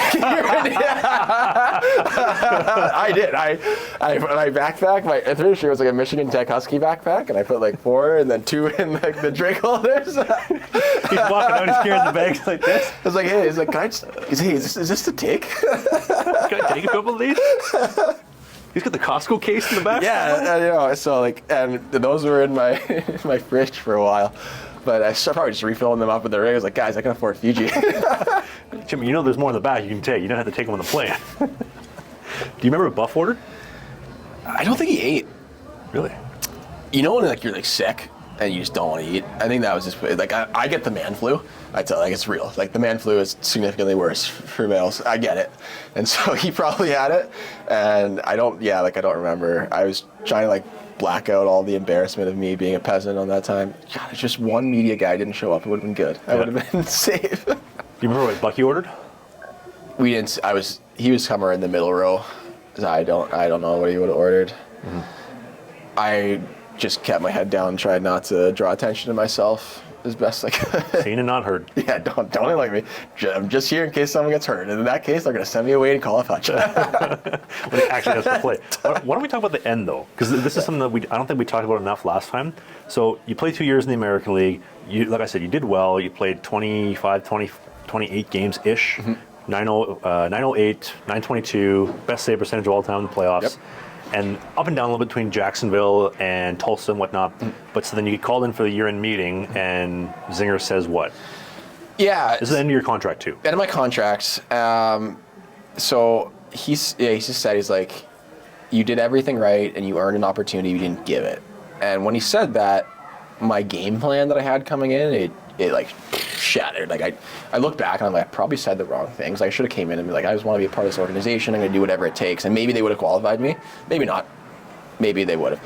But they said that, and it actually, like, the best way to describe it was like either my brain shattered and reality shattered, or my heart shattered. And then I think I said like, hey, well, if me being here isn't what you want, like I don't want to go to an organization where I get an opportunity and blah, blah, blah. And I shouldn't have said that. I should have just said the political thing and the hockey thing. And I didn't. So I didn't get qualified. I ended up signing with Charlotte. And my luck being my luck, Carolina had like 7 guys on NHL deals and me on an American League deal. So I was sent to the coast. And then playing really well in Florida. Like I said, struggling a little bit, starting to struggle mentally now with things, but I was putting in good performances on the ice. It was just like the 24 hours leading up before a game, I was like puking my brains out and nerves. And then things are going great, doing really well, starting to feel good again. Like, all right, like now we're back. I'm living in Florida, Fort Myers, Florida. Like, this is great. I get to show up the ring in shorts. Unbelievable organization. They've won it 3 years in a row. Like, they treat you so well. This is awesome. And then I find out, get called in the office, and usually you get that call, you're like, okay, something bad's happening. And I found out that they are moving me to Reading, which is not the best place in the world. ECHL. Moving me to a different ECHL team because they wanted Callum Booth, who wasn't doing super well that year. They wanted him to play on a better team and kind of get his confidence up. So they swapped us. And so he went to the Crador team that went to the loss in the Kelly Cup finals. And then I went to Reading, who was on the outside looking into playoffs. And it was sort of like the junior situation where I just came in and I played super sick. And we missed out on playoffs by 1 point. But I was like, that was probably one of the best string of games I had in my pro career. And I just didn't have any good offers. Like, I didn't have any, like, nothing was great. There was a little bit of ego, a little bit of butthurt, a little bit of just not knowing what I wanted. And so I was like, hey, I'm going to try my hand in Europe. Unfortunately, the European agent I worked with was awful. What did he do wrong? That didn't work? Everything. Like anything specific? I know there's a little bit of debacle we talked about. Yeah, well, BS me, string me along, not sell me to good teams, basically take whatever the quickest way to get. Like, how it works is, like, typically teams in Europe pay your agent when you sign a deal, and it doesn't come out of your contract, or like the contract you get is a little less because the money they gave it to your agent. So he was just trying to get the quickest buck. And so the offers were not good. And so I ended up getting my own deal in Coventry. The Blaze in the UK League. Blaze in the UK League, which is it's a good league. It's between the East Coast and the American League in terms of skill. But it's kind of the league, it's changing now, but at that time it was kind of the league you go to towards like end your career, not like create new opportunities. And I didn't know that. The agent probably sold you on that? No, the agent had nothing. Well, the agent didn't do anything. He tried to take credit for that contract, but it was actually David Brohl, who played former relief player, who was on the team with me, recommended me to their coach, Danny Stewart, his buddies with my co-host Wheeler. Yeah. And so I got that. I created that deal, and then playing okay. Our team was not good, and we were going through like a tough string of games, and then I ended up getting released from there after a 3-game win streak, mind you, which is stupid, but 3-game win, they just released me and they're like, we don't, you're not going a separate way. I was the highest paid player on the team, it is what it is. And I got my little stick shift, wrong-sided car, called my dad, and it was like, Dad, I'm donezo's. Done. Is this before or after the gear issue? This was at the same time. Them not letting me try it. Can we explain this? They release you. They released me, and I had all this custom gear built for me, and they're like, "You're not taking it." They're like, and I was like, "Why not?" They're like, "Well, we're just assuming you're not going to play hockey again." I was like, "All right," so kind of a weird thing to assume. So I had to negotiate with it, and the problem is the owner and GM were too. That's whatever. I don't care. They were being too much of a cowards to come in and negotiate with my face. So Coach Stewart would talk to me and then go back and then come in. He was playing the middleman. They're like, "Hey, we can give you your pads, but not your chest protector, and we can give you one glove, but not this." And I bought anchor pegs for myself and the whole so to use in games. They're like, "Okay, since you bought the pegs, we can maybe give you your skates." And I just remember I was like, "Okay." And then our equipment guy there was pretty good, and I was like, "Eve, when Stewie comes back, can you just distract him for a second?" I just put as much stuff as I can in my bag. I didn't get everything, but What did you not get? Didn't get a chest protector. I didn't get pants. You got the mask though? No, didn't get the mask. That's the only mask in my career I don't have. I'm very curious of where that ended up, because I would buy it. I would pay a lot for it, whoever has it. Why don't we turn this into a little clip? If you have Jamie's mask from playing the Coventry Blaze. It's a Peaky Blinders mask. Can't miss it. Tommy Shelby's on one side, Blaze logo. Throw a picture on the screen too. Yeah, I should have a picture. And then the back plate, you have my mom's cancer ribbon, like a lot of meaningful stuff. Don't have that. If you have it, reach out, because I will buy it from you. But so the team doesn't let you take the chest, the pants, and the bucket. Everything else you got? Everything else, I stole the skates. So, but you talked to the EQ, and while to distract them a little bit, and you threw the skates in there. I threw the skates in there, so I got the skates. Which is so scummy of them to just do that. It is scummy, and so I didn't know what to do. And so my girlfriend at the time was supposed to fly in, so it was right around Christmas. Had to cancel her trip. Wasn't able to get it refunded. Sweet, thanks. How much was it? It was like $2,000 on the flight. So you lost $2,000 to cancel? Oh yeah, I lost $2,000 to cancel. I didn't know if I should just stay in Europe because I wanted to like resign somewhere in Europe. If I should just stay or go home. And then I was like, I just don't want to be here. I need to leave. And so I went back home. Didn't really have much. Got a new agent, European agent. Also, I realized how horrible mine was because the new one got me a lot of offers very quickly. I'm like, this is how it's supposed to work. Like, and also, the old agent shouldn't have you in a position where you're having to negotiate to get your sticks back and your pads back. Oh, right? I definitely did not get any sticks. That's for sure. You took no sticks as well? Zero sticks. Definitely did not get sticks. But yeah, so the new agent had a few offers. It was good, and then I ended up having an opportunity in Cincinnati. Someone got hurt in Buffalo, and so there was like an opening. And I was like, well, you know what? Like, again, it was one of those ones like, look, we need a guy. We can't promise you much, but come in. Hauser's here. It's gonna be good. And I was like, you know what? I need the PHPA. I need the insurance because I was living in the States at the time. As a Canadian, didn't have insurance, so I was like, I need the insurance. You know what? Let's just do it. And instead, cool. Going to signing in Budapest would have been cool, but whatever. I was thinking like I need insurance for the summer. So I signed. Took me a game or two to kind of get my footing under me, and then I started to play well. And then they ended up trading me to Brampton because Brampton needed someone to go on a run, and played. Actually, right before I was traded to Brampton, I talked to Joe Shaw, the head coach of Michigan Tech, and I was like, hey, I'm done. Like, can I come be the goalie coach in exchange for school? He's like, as long as you are sure that you are done, we will make it happen. And as soon as they got the green light on that, I was like, then I knew I was done. And it kind of felt like a little bit of weight lifted off me. So I kind of then I went to Brampton and I was playing like carefree, and I was like, hey, let's just go on a run. Like, This is house money. Yeah, house money now. Obviously started playing well again, started feeling good again. And then obviously the pandemic happened and it shut it down, which is like, just like the story of my career. Like, something always goes wrong, you know? And so that was disappointing that it ended because I was starting to feel good. And we had a really good group of guys, and I feel like we could have probably went pretty deep, and it would have been nice. But coming full circle, I was able to play against Reading, my former team, beat them, and they were better than us and beat them, and like things were going well. But yeah, that's how it came to an end. And then like the pandemic happened, the shutdowns, and then as soon as my student visa came in the mail, I just drove over and started goalie coaching right away. And I was not mentally ready for it, but I needed to do it. Do you look back on anything that you wish you would have done differently or that you'd change?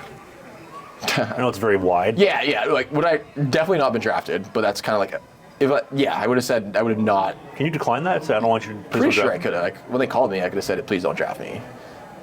But you don't.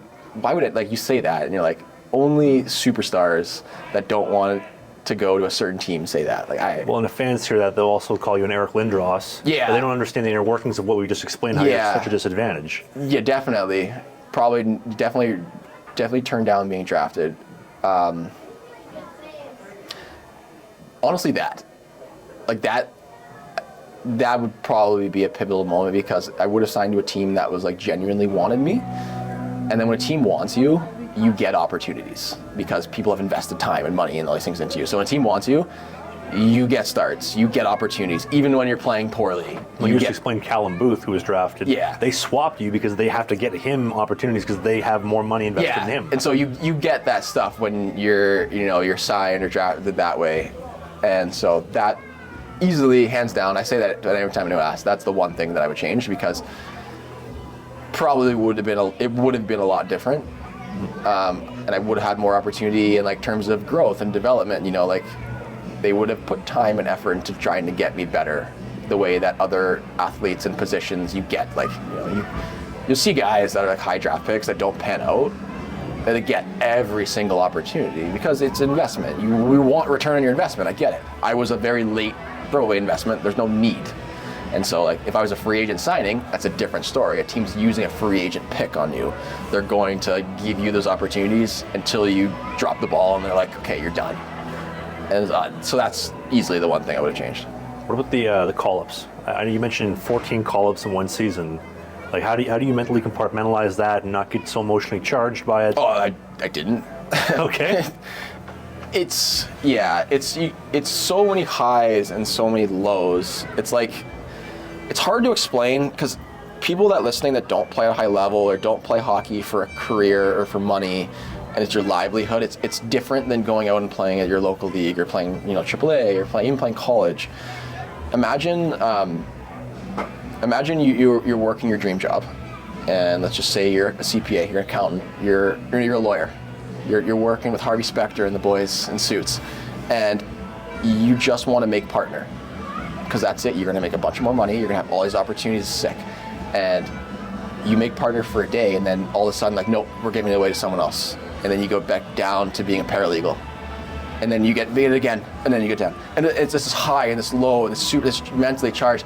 And then when it's not even like you're getting called up sometimes for a month at a time. Sometimes I was getting sent down for less than 12 hours, like, and you're just like, like you're feeling like crap for such a short period of time, and all of a sudden it's this high and it's this low. And so just I would say that's that. Imagine getting a promotion and then losing it 14 times in a year.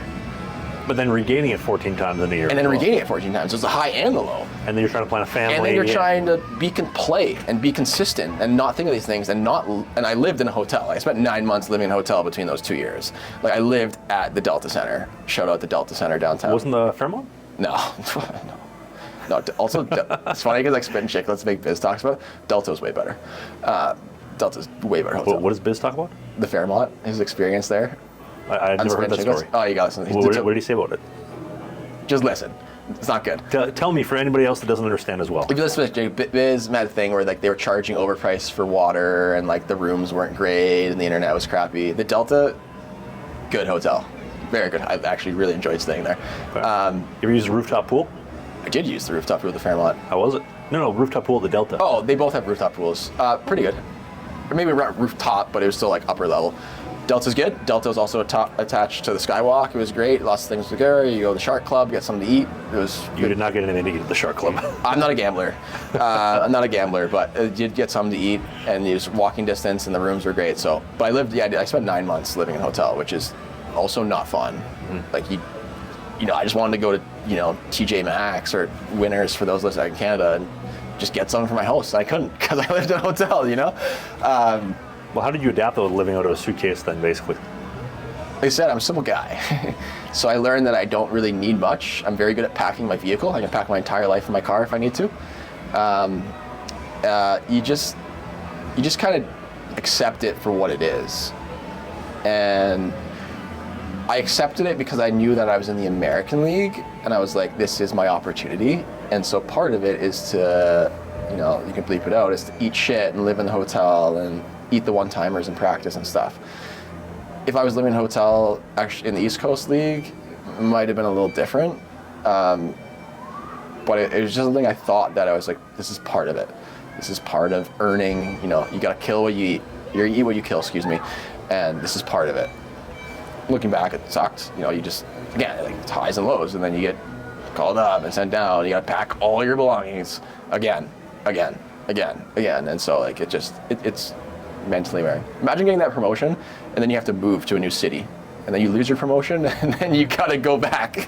That sucks. Like, it's hard, and it's hard, and until you go through it, it's very hard to. We don't truly get it, and a lot of players that have got called up and sent down, especially that frequently, which is pretty rare, understand the highs and lows of what that feels like. I mean, I haven't played at your level, but I've lived it as well, on the Fed level, and also like the same European experience. Like, I've been there. I totally get what you're talking about. Yeah, it's hard. It sucks really a lot, hard, man. Like, And that's. You mentioned the flight thing with your chick. When I was just in Spain, I was planning to have mine come down, and then less than a week later, I'm bouncing. Well, okay, well, thank God there's a travel credit you can get, but it's part of the territory. Yeah, see, I didn't even get a travel credit. That's why you book on a big airline, not a small airline. And make sure it's refundable. Make sure, like, you pay like $50 for insurance. Didn't work. Didn't scam. Yep. Scam me. Never doing that again. It's tough going through it. Even the travel. I mean, like last year when I got traded from Watertown to Mississippi, and then I got to go meet the team in Wytheville, and then with a rental car, and then drop that off, get driven down to Mississippi, then gas 2 weeks later, rental car back. Like, It's tough, dude. It's not easy. It's not for the weak-minded. But it seems like from what you're telling me, you're almost fit for it. Like, you were built for it more than most were. I think I was to the point I wasn't. I think,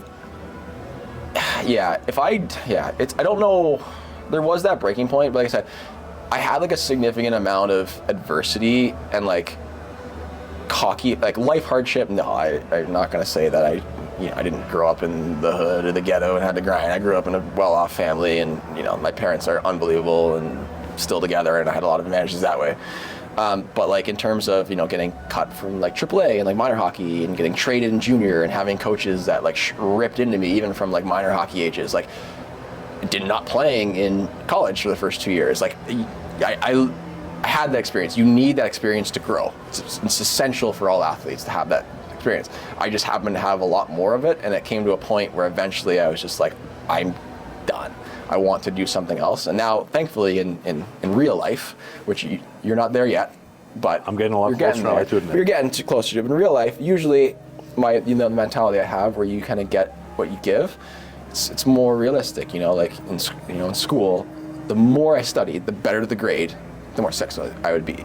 I wasn't worried about someone else getting a better grade and bumping me from the program. You do well, or like, the better of a goalie coach I am, the more goalies the more successful they will be, and the more my goaltending kind of allure grows, or like the more time and effort I put into growing ghost rehab and performance, the better that itself as a business is going to go. And so you do get a lot more. There's a lot less outside influence. So like, I think that might be why like I'm like happy in life now, because I can continually, I still grind like so hard. Like I grind my face off, just like I did in hockey. Mm-hmm. But now there's less influence from other people on it, and I think that's why I'm willing to wake up at 5 in the morning and cut my clips and do my video breakdowns and make my social media clips, and then go coach, and then do this and then do that and then do that, and not get a lot of sleep. And because one, I love it, but again, I'm able to get out what I put in, and that's ultimately like what I want. I want what I do to matter, especially matter to me, and that's where I get fulfillment.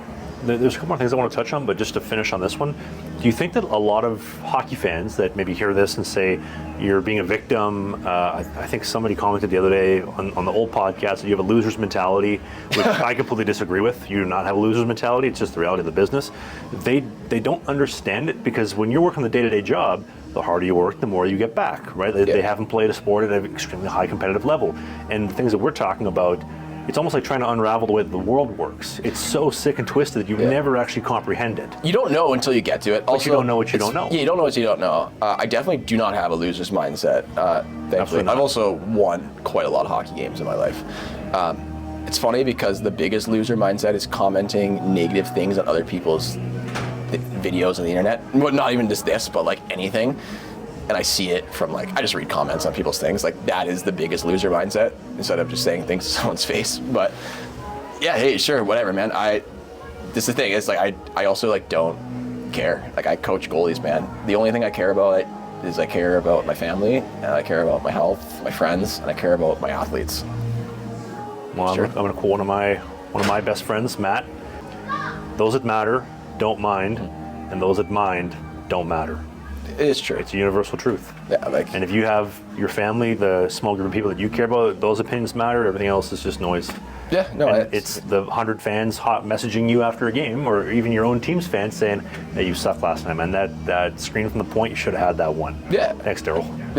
Yeah, hey, trust me. There's no one more aware of the goals that I gave up than me, because to this day, I can basically remember every single goal I gave up from college onwards. I remember all of them. And so, victim mentality, whatever. It's okay. It's so funny because, as someone who works with kids and parents in minor hockey, oh gosh, I can assure you that I do not. That most hockey players, most high-level athletes, do not have a victim mentality, or else they wouldn't have got there. And it's always the kids and parents that don't make it or aren't playing high level to have that mentality, but they just don't. It's like Dunning-Kruger. The smarter you are, the more you realize you're dumb. But the people that aren't smart think that they're smart, but they don't understand it. So the Dunning-Kruger effect, which is a horrible paraphrase, a way to explain it. But it's just you're always, the people that have a true victim mentality are always the ones projecting that they have, or like it's always politics. It's like, yeah, it's probably because you're the problem. Like there's a common denominator that every team you go to, things aren't going well. It's probably because it's you. It's not because every team is bad.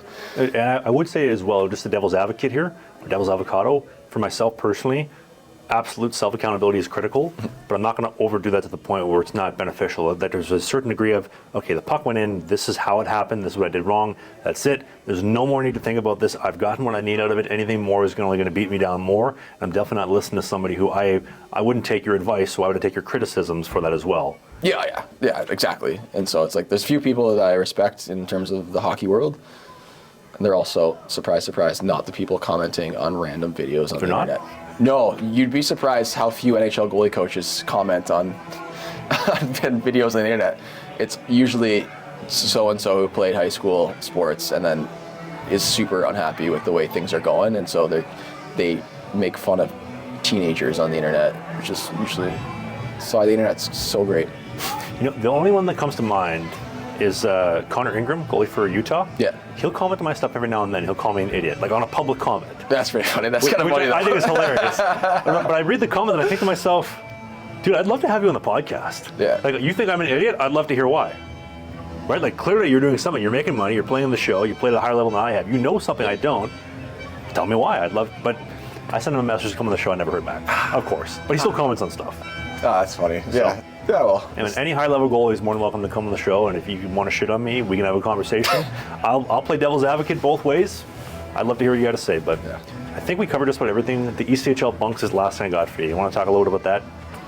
Which one? The ECHL bunks. The traveling setup. Oh. Like how you guys travel in the ECHL. Bus. Unless it was, some teams would fly far away. Like obviously when Newfoundland was in the league, you had to fly to Newfoundland. Bus, just beds. Usually 2 or 3 beds stacked up. Sometimes, depending on your bus, the beds were an appropriate size for someone of our stature, and sometimes they were not. The worst one I had was we had a 4 and 5 at home in Tulsa, so 4 games of 5 nights. So Wednesday, Friday, Saturday, Sunday. I played all 4. Super good for the body. Yep. Hopped on a bus, 22 hours to Charlotte. Charleston, South Carolina, and so we didn't have enough beds on the bus, but I was a starting goalie, so I got the privilege of a bed, but I was a rookie, so not a good bed. So my bed was about 4'5", and so I was in a ball for 22 hours above the coaches too. Like I wasn't even in a good spot with the boys. I was above the coaches for 22 hours. Oh, and then we had to play South Carolina on Tuesday, and then Wednesday in Atlanta, and then Greenville on the Friday, and then up to like, I don't know, maybe Brampton or something crazy, but that's when I got called up, and so I didn't have to finish the road trip. I just remember that 22 hours on a 4'5" bed as a 6'4" man is very tough for the spine. It's a bit of a handle. It's a bit of, and then to still play, and then to be like, oh, you have to play pre-performance after this. This is super good after eating gas station at IHOP. The Bucky's gas station, you want like the pulled beef subs. Yeah, and I tried. I was like a health freak then too, and so I tried to do the best. But sometimes there's only so much you can do at Denny's, man. The Grand Slam only takes you so far. Oh, all you can eat pancakes though. Yeah, carb load, man. Yes, sir. Do you ever miss that though? A little bit. I don't miss. Well, I miss like the stories and like.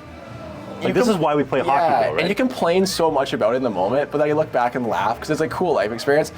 I miss going to war every day with my teammates, and like even if they're not like your best friends, you're your teammates. Your brothers to a degree, and like you go out and you bleed, you sweat. Like I miss that, and I miss sitting in the room after a skate, like just half dressed and just shooting the shit.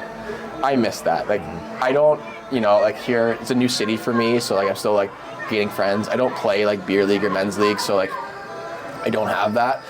I don't want to play men's league or beer league. It's not the same, but I just miss that like camaraderie and the laughing and the music and like the pump up music after a win. Guys are half naked, just giving her, having a good time, and you just have a couple of beers in the room. That's the fun part of hockey that like everyone misses at the end, and I'm no different. That's what I miss. And having the morning coffee, showing up an hour and a half, 2 hours before the skate or the post-practice shower. I don't know if you were the same type of guy. I loved getting in the shower, coming out, and then a couple of the guys, we just go and like run to the diner across the street, or go and have a nice bite. Yeah, I just being around the team and just like that. Also, like, you are in a bubble from real life and how everyone lives. Even if you're in the coast and you're only making $500 a week, like you're to wake up and just practice and then your day's done by 1 o'clock. Like it's not real life. Now that I'm in real life, it's not real life. And so I do miss kind of just not having that responsibility and stuff at all. But again, like I was, it's 23 to 27 I played, and that was a part of my life, and that's it. But yeah, mostly the boys. And so it's nice that like, it's the one upside of social media is I can keep track and still communicate with like people. And even now I try to reach out with some guys that I played with that like I just don't have their numbers anymore, and just say, hey, what's going on? I was just thinking about this, and this. And that's the cool part about it. But yeah, that's what I miss. I mean, you were just talking about like Michael Hutchinson before we started recording. I've been chatting with Hutch a little bit, but you've known him for a while, and that's the guy I've been trying to get on the podcast, or Comms, right? Like you've known him for a while. It's that beauty, like keeping that synergy going. And like Comms and I talk pretty frequently. Like he's an unbelievable person too. Great guy, great goalie. I'm glad that obviously the Jets are doing really well right now, and I'm glad he's playing well. But last week, Comms gave up 2 not very good RVH goals, and I get a text from him at like 11:30 at night, being like, "Yo, I'm gonna get torched. I gave up 2 RVH goals," and like it's just so funny. Like I love that I can have that and still be able to talk to some of those guys and like watch them on TV.